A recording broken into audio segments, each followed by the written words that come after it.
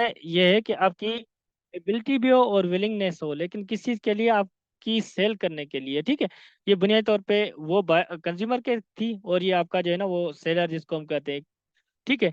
तो उसी की अगर सप्लाई जो आपकी जो है फैक्टर है वो आपकी सेलर को सपोर्ट करती है, और जो आपकी डिमांड है वो आपकी कंज्यूमर को सपोर्ट करती है मार्केट में, क्योंकि ये दो टर्म ही चलती रहती है ना।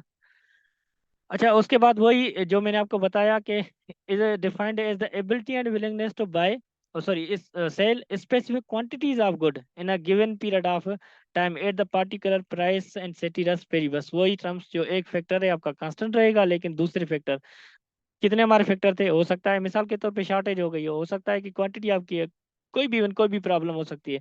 लेकिन अगर प्राइस फिक्स है, कांस्टेंट है, तो दूसरे जो हमारे फैक्टर्स हैं वो हमारे सेम नहीं रहेंगे। सेटिरस पेरिबस का मकसद यही है। अच्छा, ये एक सेटिरस पेरिबस को मैंने भी दोबारा भी थोड़ा सा डिफाइन किया है कि इज अ लैटिन वर्ड है, ठीक है। The means holding other factors constant while some factors change. एक फैक्टर आपका कांस्टेंट रहेगा, दूसरे फैक्टर्स इसमें चेंज हो जाते हैं, तो इसको ही सेटिरस पेरिबस कहते हैं। अच्छा, ये आपका लाफ सप्लाई है। लाफ सप्लाई में पहले हमने जब देखा कि क्वांटिटी, सॉरी एक सेकेंड मेरे कार्ड सेव कर लो। अच्छा, जब पहले हमने देखा क्या, उसमें देखा था लाभ डिमांड में, कि लाभ डिमांड में इनवर्स रिलेशनशिप था, किस चीज का? आपके प्राइस और आपके उसमें क्वांटिटी में। लेकिन यहाँ पे आप देखेंगे तो आपके जब प्राइस बढ़ रही है तो उसके साथ साथ आपकी सप्लाई बढ़ रही है, ठीक है। ऐसे नहीं है कि आपकी प्राइस बढ़ रही है तो क्वांटिटी आपकी शार्ट जो है ना वो कम हो रही है। वो जब ये कंडीशन आपके जहन में जब भी आए या कंडीशन देखें तो फौरन ये समझ जाए कि ये डिमांड जो है ना यहीं पे अप्लाई होगा। लेकिन जब कि आपकी प्राइस जितनी बढ़ती है, प्राइस किस चीज़ से, प्राइस क्यों बढ़ती है? जाहिर सी बात है, प्राइस इस वजह से ही बढ़ती है ना कि वो उसमें से थोड़ा सा मुनाफा ज्यादा हो या जो भी अर्निंग है वो ज्यादा हो। लेकिन उसके साथ साथ इसकी चीज की क्वांटिटी सप्लाई भी इंक्रीज होती है। जो भी चीज ज्यादा उसकी रेट रेट मिलता है तो हम कोशिश करते हैं वो चीज जो है ना वो सेल करें। जो सेलर हैं वो कोशिश करेंगे कि उसी टाइम में। और दूसरी ये है कि जब प्राइस जो है ना डाउन होती है हमारी, तो उसमें क्या होता है कि हमारी जो सप्लाई है वो भी डाउन ही कर जो है जाता है। एक सेकेंड।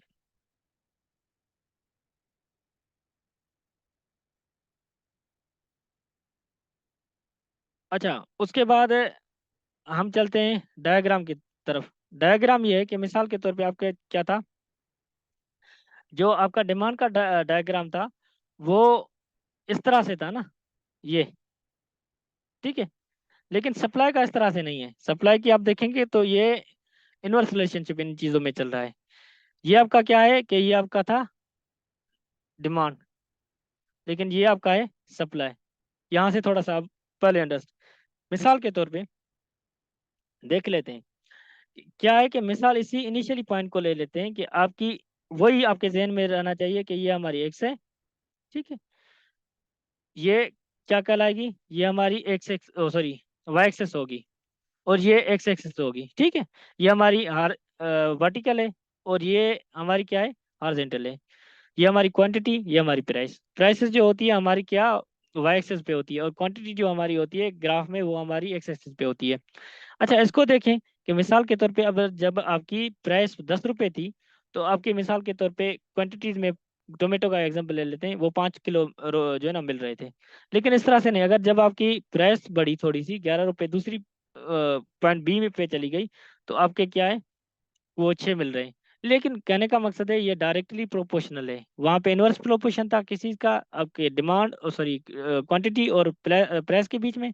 यहीं पे आपका डायरेक्ट जो है ना वो प्रोपोर्शन है या रिलेशन है आपकी प्राइस और क्वांटिटी। जब आपकी प्राइस बढ़ती है तो उसके साथ साथ आपकी क्या होती है, सप्लाई भी बढ़ती है। ऐसे नहीं है कि आपकी जब आपकी प्राइस बढ़ रही है तो आपकी क्वांटिटी वो शार्ट हो जाएगी। तो जब ये टर्म हो तो आपको उसको कहेंगे लॉ ऑफ डिमांड। अगर जब आपकी प्राइस भी बढ़ रही हो और ये सारी चीजें हो रही हो मीन्स, तो वो आपकी लॉ ऑफ सप्लाई में आ जाएगी। होपफुली आप इन चीजों को अच्छे से अंडरस्टैंड कर गए होंगे।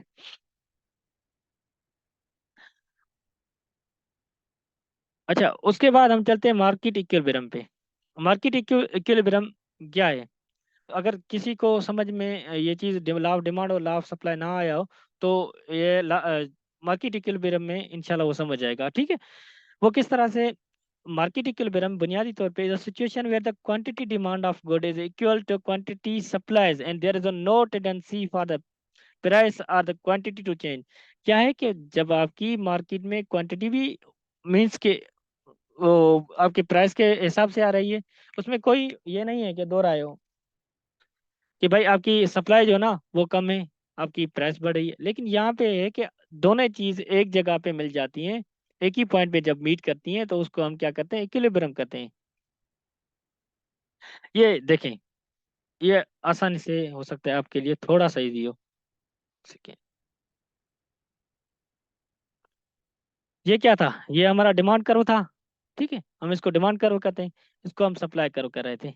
ठीक है। ये आपकी प्राइस है, ये हमारी, ये आपकी क्वांटिटी, ये आपकी प्राइस, मीन्स हमारी ये वाई एक्सेस है और ये हमारी एक्स एक्सेस है। ठीक है। ये ऊपर क्या है, ये ऊपर वाला जो आपका है सरप्लस है, ये आपकी शॉर्टेज है। ठीक है। ये आपका, जब मिसाल के तौर पे ये आपकी डिमांड, ये और दूसरी आपकी जो सप्लाई का कर्व है, ये किसी एक पॉइंट जहाँ पे मिलते हैं, उसी पॉइंट को हम इक्विलिब्रियम कहते हैं। जहाँ पे आपका क्या, जहाँ पे आपकी ये सप्लाई और आपका डिमांड किसी जब भी पॉइंट पे मिले, दोनों, मिसाल के तौर पे भाई हम बाजार में चले गए, कोई भी चीज जो है ना वो बेचनी है, आपके हमारे पास है, हम टोमेटो की ट्रक ले लेते हैं, वही एग्जांपल है ताकि आप कंफ्यूज ना हो। टोमेटो की ट्रक भाई ये मुझे भेजनी है, हम चले गए कि डिमांड कौन कर रहा था, वो जाहिर सी बात है कंज्यूमर है, जो परचेज करने वाला होगा उसके पास पैसे भी हैं, और लेकिन वो हमारी क्या हो गया कि भाई मैं 2 लाख रुपए में ट्रक दूंगा, नहीं नहीं भाई, मैं आपको जो है ना वो ज्यादा से ज्यादा 1 लाख 80 या 1.5 लाख रुपए दे सकता हूँ। तो हमारा तय हुआ कि भाई चलो ना आपके 2 लाख, ना मेरे जो है ना वो 1.5 लाख, ऐसा करते हैं कि 1 लाख 75 में हम डन कर लेते हैं। जो बायर था, बायर कौन था, जो मार्केट में हो सकता है कि वो दुकानदार हो सकता है कि कोई भी हो, या मिडिल मैन हो, लेकिन फार्मर को क्या, जो दे रहा था वो फार्मर था। तो कहने का मकसद है कि 1,75,000 में जो फैसला हुआ उसी को हम क्या कहेंगे, उसी पॉइंट को हम करेंगे इक्विलिब्रियम, यानी कि बायर और जो सेलर है दोनों एक जगह पे मुत्तफिक हो गए। मीन्स के वो आपकी जो टर्म्स थी, लॉ ऑफ सप्लाई और लॉ ऑफ डिमांड एक जगह पे मीट कर गई, तो उसी को हम कहेंगे इक्विलिब्रियम। जब दोनों बंदे भाई मुत्तफिक हो, चलो ना आपको नुकसान और ना मुझे नुकसान। ठीक है। तो चेट बॉक्स ओपन है, यहाँ तक क्लियर है, आगे चले। वेन्यू से 10। जी जी बिल्कुल, शायद यही है सेंटर पॉइंट, जहाँ पे आपकी दोनों जो है ना कर्व्स ऐसे समझो कि टकरा जाएं या एक दूसरे को क्रॉस करें, तो उसको हम जो है ना इक्विलिब्रियम ही कहते हैं। यहाँ तक क्लियर है, एक दो मैसेज बंदे कर लें ताकि। Yes, okay, thank you. अच्छा, उसके बाद अब हम चलते हैं टैक्सेस पे। टैक्सेस के कितने अकसाम हैं, टैक्सेस के दुनिया बुनियादी तौर पे हमारे दो अकसाम हैं। कौन से, मिसाल के तौर पे दो अकसाम, एक होता है डायरेक्ट टैक्स, दूसरा होता है इनडायरेक्ट टैक्स। सिंधी में हम कहते हैं, काफी काफी लोगों को ये भी थोड़ा सा मसला होता है कि डायरेक्ट टैक्स को क्या कहते हैं, इनडायरेक्ट। हिकिड़ो सीधी तरह टैक्स, ॿियो अणसीधी तरह। उर्दू में भी इस तरह से होगा, सीधी तरह से टैक्स जो जो भी है, अणसीधी मुझे खबर ना है, बहरहाल जो भी होगी। तो एक है हमारा डायरेक्ट टैक्स, दूसरा है हमारा इनडायरेक्ट टैक्स।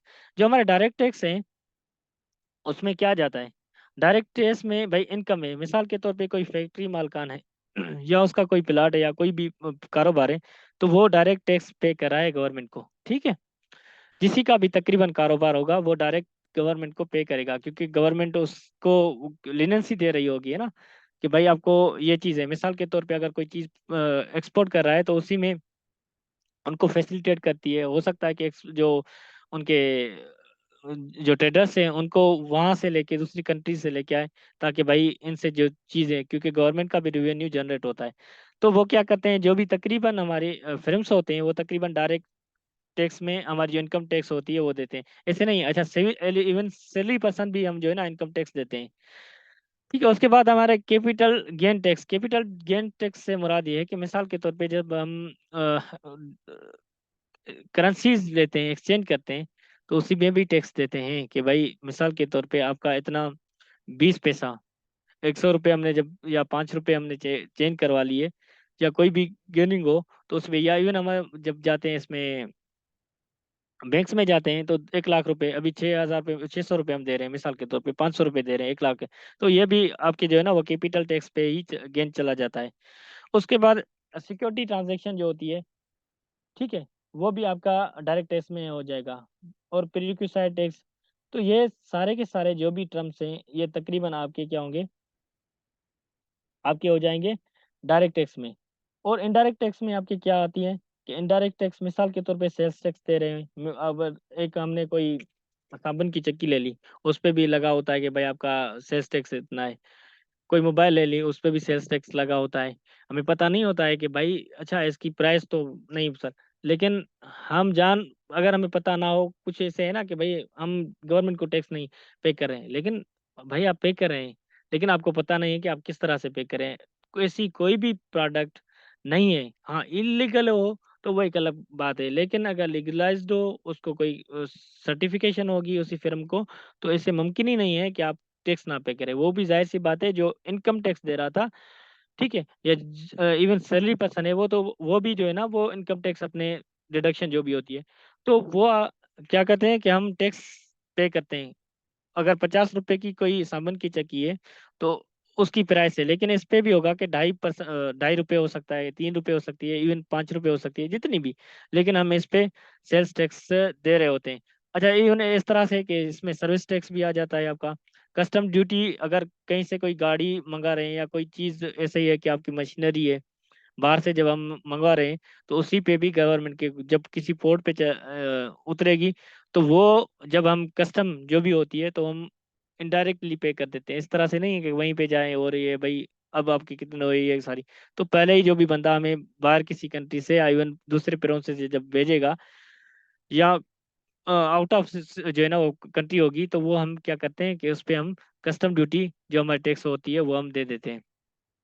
उसके बाद ये एक्साइज ड्यूटी है, ठीक है, और वैल्यू एडेड एडिशन जो है ना टैक्स है। तो ये हमारे होपफुली डायरेक्ट दो तरह के टैक्सेस होती हैं, एक हमारे डायरेक्ट टैक्स होते हैं, दूसरी हमारे इनडायरेक्ट टैक्सेस होते हैं। अच्छा, उसके बाद दूसरा हमारा, अब आते हैं बजट पे। बजट क्या है भाई? बजट का हम उसको कहते हैं जो हमारी आमदनी और अखराजात, इन दोनों चीज़ों को मैनेज करना है। आपके एक्सपेंडिचर और आपके रेवेन्यू। एक्सपेंडिचर मीन्स आपके अखराजात, और रेवेन्यू मीन्स आपकी, एक सेकंड में साफ कर लूं। एक्सपेंडिचर मीन्स आपके जो अखराजात हैं, और रेवेन्यू जो है आपकी आमदनी है। तो जब ये चीज़ें आपको बजट में ही जो है ना वो मैनेज करनी होती है, कि मेरी भाई अगर घर की बजट, ऐसी कोई भी, ऐसा कोई भी काम नहीं है कि बजटिंग के सिवा आप कर सको, मुमकिन ही नहीं है। इवन आप घर भी चला रहे हो, आप बच्चों की मिसाल के तौर पे आपकी 1 लाख आमदनी है, तो आप प्लान कर रहे हैं, बजट बना रहे हैं कि मिसाल के तौर पे मैं 10,000, ये है कि बच्चों की फीस चली जाएगी, 10,000 ये जो मेरे मुलाजिम है, या 20,000 उसकी तनख्वाह चली जाएगी, ठीक है, और घर का खर्चा 20,000 हो गया दूसरे। तो ये सारी चीजें हम कर रहे होते हैं बजटिंग के सिवा। हमारी कोई अगर घर भी बजट है, पूरे मुल्क की भी होती है, और एक घर से हम स्टार्ट करते हैं, वो फिर मुल्क की और अदर जो है ना वो कंट्रीज पे चली जाती है। अब हम जब मिसाल के तौर पे ये बजट बजट कहते हैं कि भाई हमारे जून में एक बजट फलानी तारीख को, अभी 9 तारीख को पेश हुई थी, तो उसमें क्या था, यही होती है कि भाई गवर्नमेंट के पास टोटल आमदनी, यानी कि उसकी पैसे कितने कलेक्ट हो रहे हैं, और उसको किस किस जो है ना वो डेवलपमेंट के लिए कितने पैसे खर्च करने हैं, और किस तरह से, और कितने टर्म के लिए, 6 महीने में देने, हो सकता है कि वो 10 या 12 महीने में, सर्कुलेशन, वो सारी चीज़ें हमें देखनी पड़ती है। और ये किस चीज़ में देखते हैं, ये हम देखते हैं बजटिंग में, ठीक है। ये दो चीज़ें होती है, एक हमारा क्या है, एक हमारा एक्सपेंसेस, मीन्स उसको एक्सपेंडिचर बोलें, और दूसरी हमारी क्या होती है, जो हमारा ये आपका रेवेन्यू, मीन्स की आमदनी। ये दो चीज़ें हमें बजट में ही मैनेज करनी होती हैं। आगे चलते हैं। ये है। अच्छा, गवर्नमेंट बजट कितने टाइप होते हैं? बजट के बुनियादी तौर पे 3 टाइप होते हैं। किस तरह से भाई? जब भी आपकी डेफिसिट बजट, एक है आपकी डेफिसिट बजट, दूसरी आपकी बैलेंस बजट, दूसरी आपकी तीसरी सरप्लस बजट। डेफिसिट बजट किसको कहते हैं? डेफिसिट बजट उसको कहते हैं कि जब आपका खर्चा ज्यादा हो और आपकी आमदनी कम हो, मेरी तरह। ठीक है, आपके खर्चे 80,000 रुपये हो रहे हैं, आपकी आमदनी आपकी 70,000 रुपये, तो आप किस तरह से? मैंने 10,000 रुपये तो मैंने अपना जो है ना वो डेफिसिट में चले गई मेरी बजट। तो इन चीज़ों को मैनेज करना है पाकिस्तान की तरह। मिसाल के तौर पे अभी हम भी डेफिसिट में चल रहे हैं ना भाई। डेफिसिट कितना है? 4% है, 5% है, 3% है। हम जो डेवलपमेंट या मुख्तलिफ जो भी चीज़ें कर रहे हैं, लेकिन वो कहाँ से फिर उनका पूरा करते हैं कि बैंक से कर्जा ले लिया, मेहरबानी करके दो दो। किसी दोस्त से, मैं भी अगर मेरी डेफिसिट में चल रही है तो किसी दोस्त से ले लूंगा। ठीक है, कि भाई मेहरबानी करके जोएब से ले लिया कि भाई 10,000 रुपये दे दो अब नेक्स्ट में मंथ में आपको। लेकिन ये कहने का मकसद है कि जब तक हम अपने एक्सपेंडिचर को कंट्रोल नहीं करेंगे तब तक हमारी बजट बजट जो है ना वो बैलेंस भी नहीं हो सकती और सरप्लस भी नहीं हो सकती। ठीक है, ये आप समझ गए होंगे, ये आपकी एक्सपेंसेस है। ठीक है, ये आपके एक्सपेंसेस है।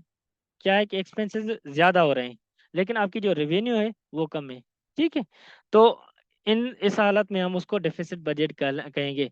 बैलेंस बजट में ये है कि आपके जो एक्सपेंसेस है और आपके जो रेवेन्यू है। एक्सपेंसेस मिसाल के तौर पे आपका 1 लाख रुपया है, तो आपका जो रेवेन्यू आ रहा है वो भी 1 लाख रुपए ही तनख्वाह है, तो चलो ठीक है, फिर भी गुजारा हो जाता है। सॉरी, आपके एक्सपेंसेस आपके जो 1 लाख है, आपके रेवेन्यू भी 1 लाख है। इस तरह से नहीं है। जहाँ यहाँ पे अगर मिसाल के तौर पे आपके एक्सपेंसेस जो है 1 लाख रुपए थे, लेकिन रेवेन्यू जो है वो आपके 70 के मिसाल के तौर, तो ये आपके क्या होगा? डिफिसिट बजट कहलाएगा। लेकिन इसमें यह है कि आपका 1 लाख तनख्वाह है या आमदनी आपकी 1 लाख है, लेकिन आपके जो एक्सपेंसेस है वो भी इतने ही है। सरप्लस में यह होता है कि आपके मिसाल के तौर पे आपके एक्सपेंसेस क्या है कि आपने कोशिश की कि भाई अभी बचत करनी है, और आपका ये 1 लाख हो गया। ठीक है, आपके जो एक्सपेंसेस थे आपने कम कर दिए, अपने किसी ना किसी तरीके से मैनेज किया, 80,000 रुपये लेके गए, और आपकी जो मंथली है वो आमदनी है 1 लाख रुपए, तो आपके 20,000 बच गए। जहाँ पे आपकी बचत सेविंग हो, हम उसको क्या कहेंगे? सरप्लस कहेंगे। होपफुली इस टॉपिक को आप अच्छे से समझ गए होंगे। कमेंट्स चैट बॉक्स में एक दो बंदे बता दे ताकि फिर हम आगे चले। इरशाद मीन्स जब कर्ज लिया जाए पूरी ना हो वो करे। जी बिल्कुल इरशाद, कर्ज क्योंकि आपकी आमदनी जो है ना वो कम है और आपके अखराजात ज्यादा हो उसी मंथ के, या आपकी जो भी है बजट। ओके, अच्छा, उसके बाद हमारा ये दूसरा टॉपिक है मार्केट। मार्केट हम किसको कहते हैं? मार्केट उस प्लेस को कहते हैं कि a place where parties can gather to facilitate exchange of goods and services. ठीक है, या तो वो भाई जहाँ पे मिसाल के तौर पे मुझे, मैं मोबाइल मार्केट में हम जाते हैं ना, मोबाइल मार्केट है या कोई भी चीज़, जहाँ पे मिसाल के तौर पे मैं चला गया, कोई चीज़ मुझे परचेज करनी है, किसी शॉप पे चला गया इवन। ठीक है, तो मोबाइल मैं आपको मोबाइल का एग्जांपल दे देता हूँ। मोबाइल के मार्केट में जब हम चले गए कि भाई मोबाइल की मैंने कोई भी पसंद कर ली कि भाई मोबाइल, वो उसने बताया कि भाई ऐसा 80,000 रुपये की है। तो मैंने कहा कि नहीं सर, 80,000 तो बहुत ज़्यादा है, लेकिन आपको मैं 50,000 रुपये दूंगा।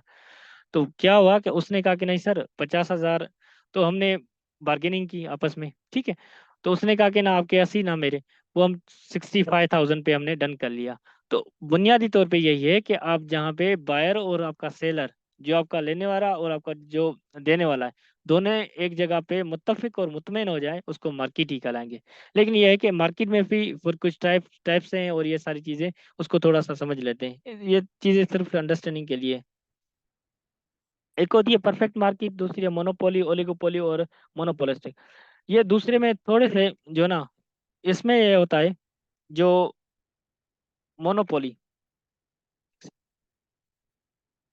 मोनोपोली मोनोपोली में क्या होता है कि आपकी जो भी किसी की प्रोडक्ट है, सेल करने वाला एक बंदा होता है। ठीक है, जब एक बंदा होगा तो वो जाहिर सी बात है उस तरह की कोई प्रोडक्ट कोई और बंदा नहीं दे रहा है। जब और नहीं दे रहा है तो हो सकता है कि वो आपको प्राइस में ज्यादा है, क्योंकि आपका उसका कोई अल्टरनेट कोई शॉप है ही नहीं। ठीक है, तो उसमें क्या होगा कि आपके मोनोपोली सिस्टम, जैसे हम होते हैं भैया, क्योंकि उसको पता है कि यहीं पे कोई शॉप है ही नहीं। अगर फोटो कॉपी करवानी है भाई, 50 रुपये में पेज होगा, आप कराएं तो ठीक है, नहीं है तो अब चले जाएं। अभी मेरी भाई ज़रूरत है, अब मैं यहीं से अगर चला जाऊं, 150 रुपये का पेट्रोल डलवाऊं गाड़ी बाइक में, 200 रुपये का पेट्रोल डलवाऊं, अच्छा है कि भाई 50 रुपये में करके दो। लेकिन वही कॉपी आपकी किसी सिटी में या नियर बाई सिटी में वो हो सकता है कि 20 रुपये में हो, लेकिन ये है कि आपको मोनोपोली सिस्टम है ना। मजबूरी आपने हिसाब किया कि भाई अगर मुझे 2 कॉपी निकलवानी है तो मेरे यहाँ पे 80 रुपये ज्यादा लग रहे हैं, लेकिन अगर मैं पेट्रोल खर्च करके चला जाऊंगा तो मेरा 150 रुपये लगेगा। तो मैं बजाय को मैं जाऊँ सिटी, तो अच्छा है कि भाई चलो ठीक है, आप 80 जो है ना रुपए ज्यादा ले रहे हो, लेकिन तो मोनोपोली सिस्टम में ये होता है कि हमारे आपके जो बायर्स होते हैं वो ज्यादा होते हैं, लेकिन सेलर आपका एक होता है, ठीक है। ओलिगोपोली में ये थोड़ा सा डिफरेंट है। अब फिर कंसंट्रेशन रेशियो, यहाँ पे क्या था इसमें आपके मोनोपोली सिस्टम में, कि भाई अब फिल्म एक फिल्म था, ठीक है।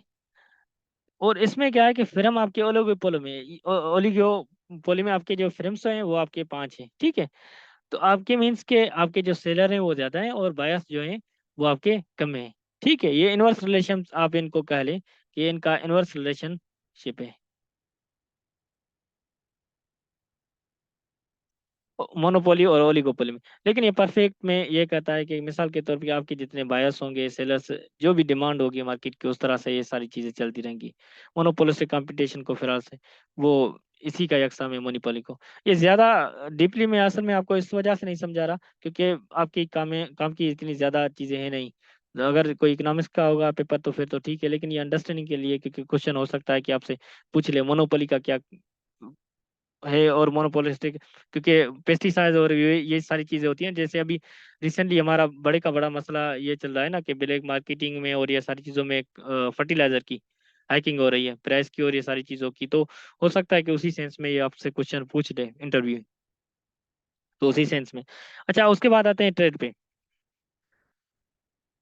मेरे ख्याल से 1 मिनट थोड़ा सा रेस्ट कर लेता हूँ, फिर कंटिन्यू करते हैं। 1 मिनट सिर्फ।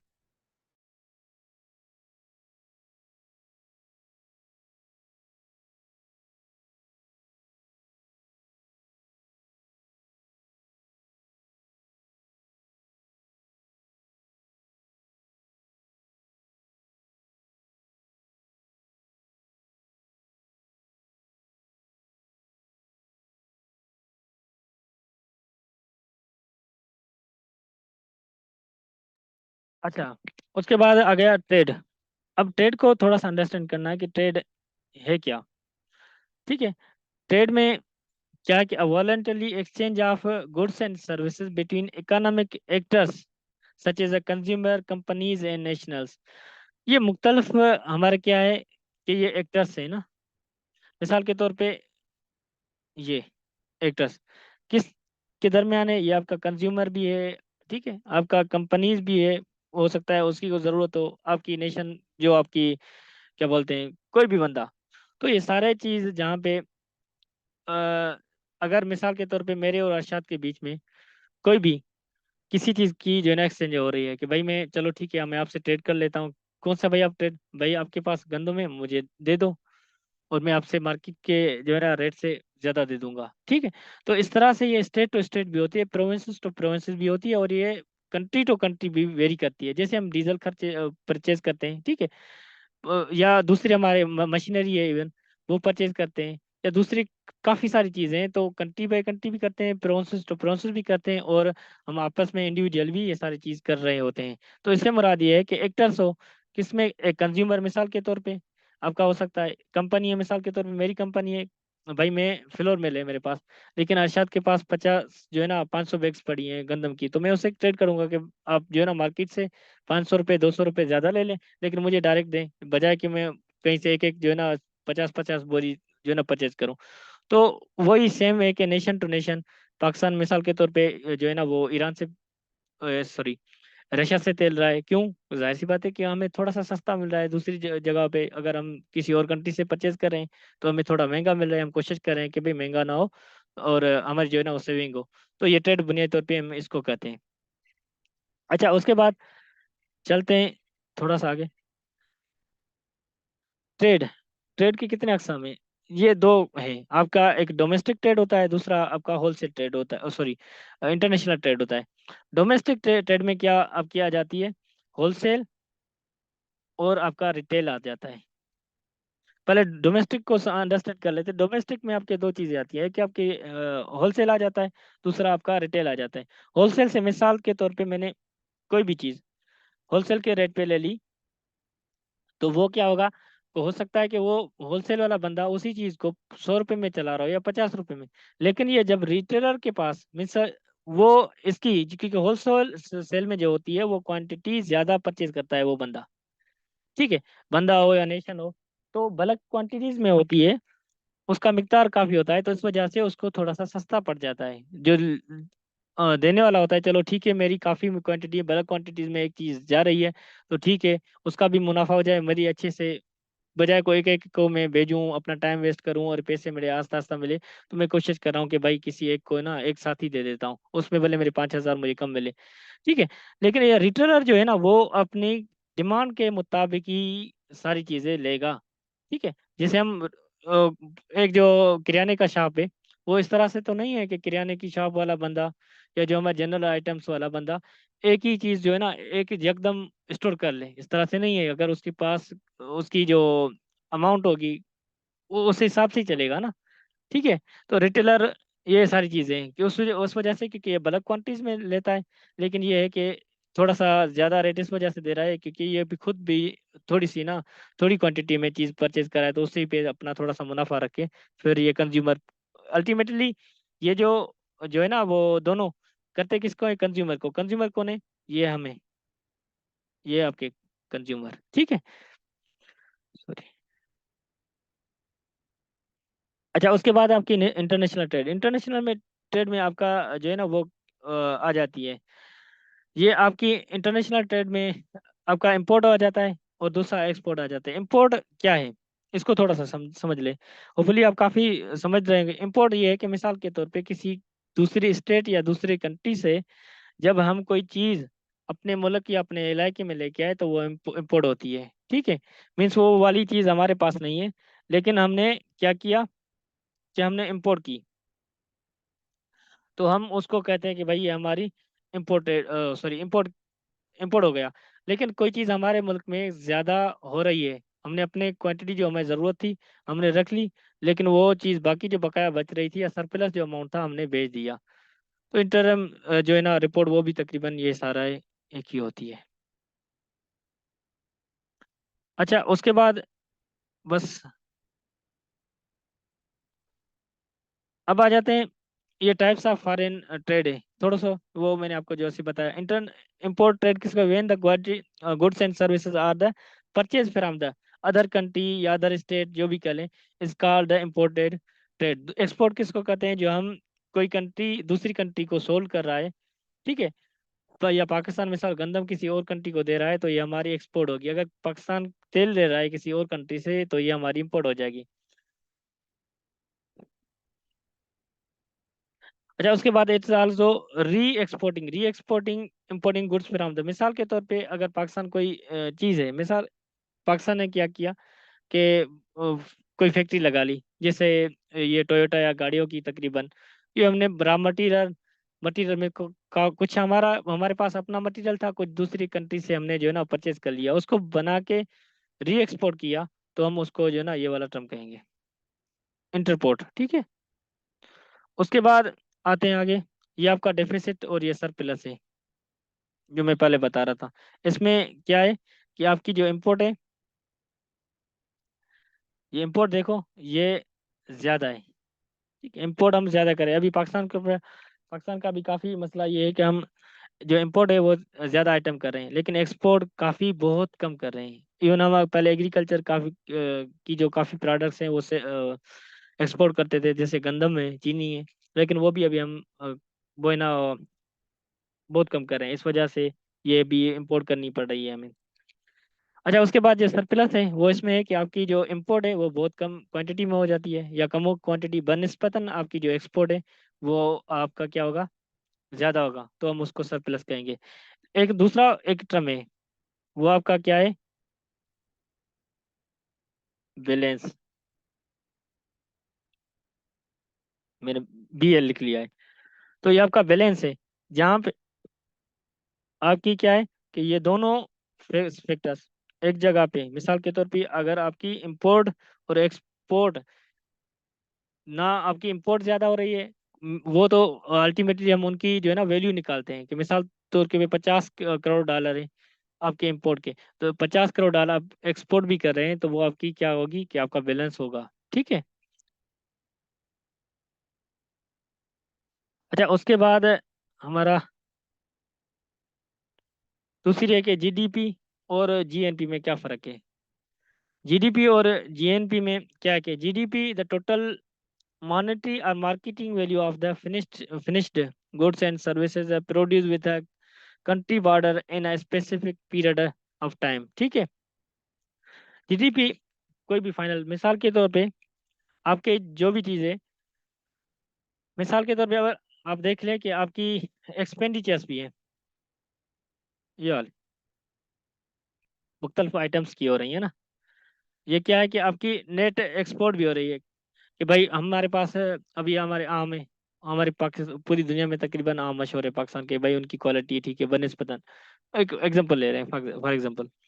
तो वह वो क्या है कि हम एक्सपोर्ट कर रहे हैं, तो उससे क्या होगी, जाहिर सी बात है अर्निंग है, अर्निंग होगी किस बंदे को, जिस वो जो भी फार्मर है जो भी जमींदार है, तो उसकी अर्निंग। लेकिन उससे क्या है कि उसी से सिर्फ उसका फायदा नहीं है, जाहिर सी बात है जब उसके पास पैसा आएगा तो कहीं ना कहीं तो लगाएगा, कंट्री में कहीं ना कहीं तो लगाएगा, या तो वो अलग बिजनेस अपना थोड़ा सा सेटअप बढ़ाएगा, या तो कोई ना कोई न्यू चीज परचेज का। लेकिन ये नहीं है कि सिर्फ यहीं पे, लेकिन उस पे गवर्नमेंट जब ये एक्सपोर्ट कर रहा है तो उस पे कुछ ना कुछ 1 लाख के पीछे उसको 5,000 रुपये का मुनाफा तो होगा।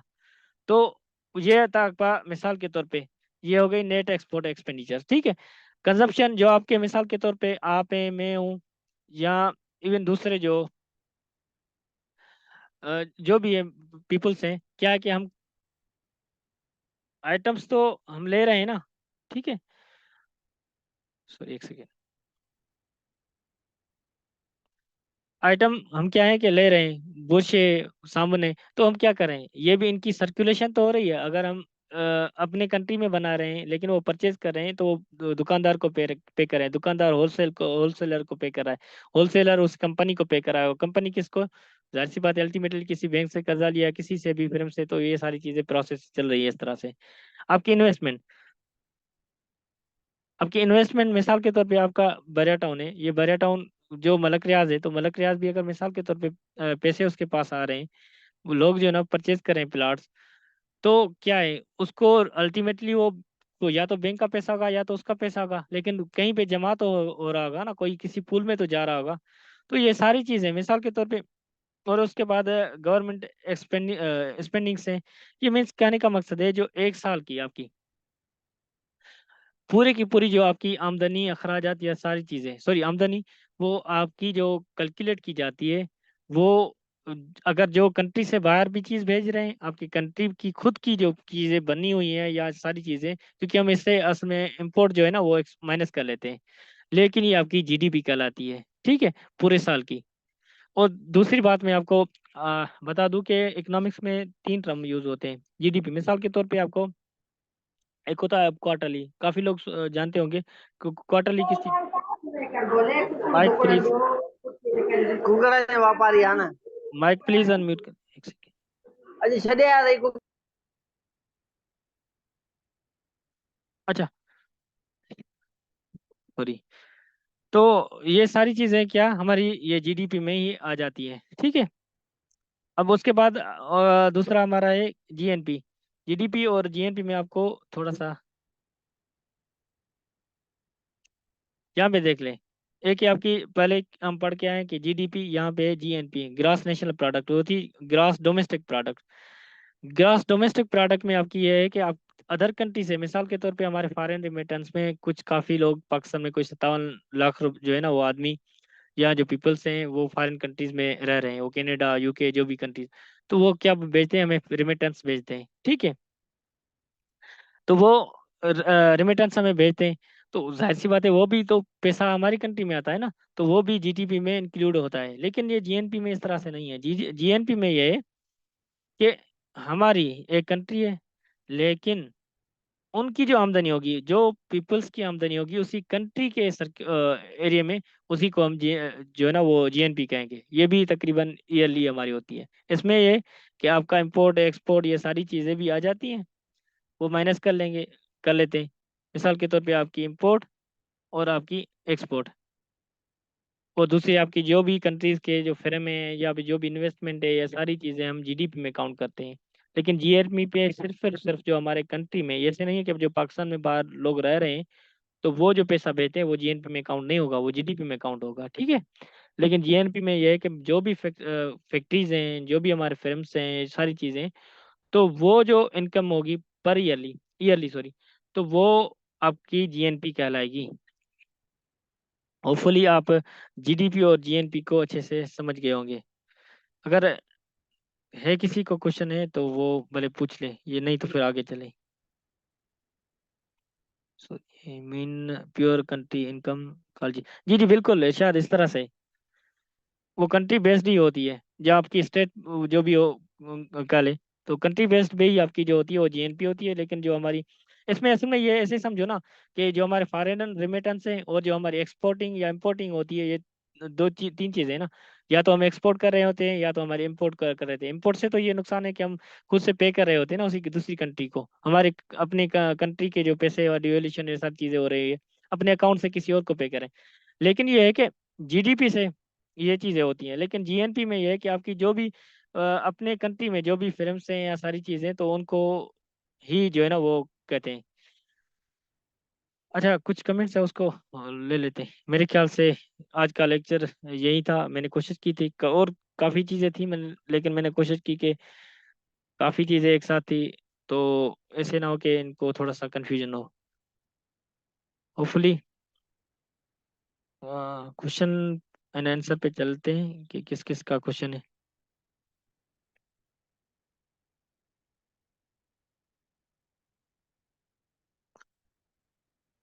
तो sir today lecture was interesting, thank you Irshad, thank you so much. अच्छा, मैं अभी चेक कर रहा हूँ थोड़ा सा, जो ऑनलाइन परचेज करते हैं वो टैक्स कौन सा होता है। ये इनडायरेक्ट टैक्स होगा आपका, ठीक है ना, वो इनडायरेक्ट टैक्स होगा, डायरेक्ट टैक्स हम नहीं देते हैं। इनकम टैक्स ये ऑनलाइन जो आपकी होती है। शफी मोहम्मद साहब, आपका क्वेश्चन था, वैलिड क्वेश्चन था, लेकिन ये इनडायरेक्ट टैक्स होगा।